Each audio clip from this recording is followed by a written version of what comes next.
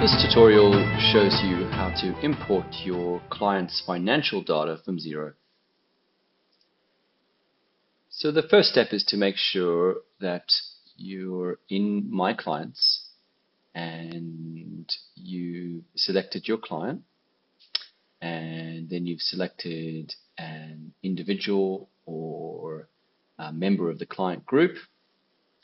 And once you're in that section, in this case, the member is John's Industries Pty Ltd.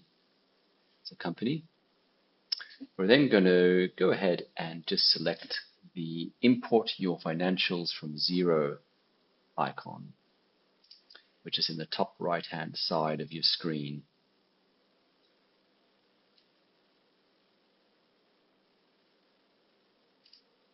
You will then receive a message that says, "Confirm.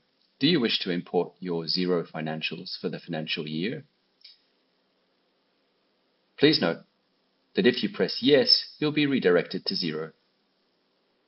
So once you press yes on the screen, it'll redirect you to Xero, and that's where you can accept the prompts from Xero and follow their instructions.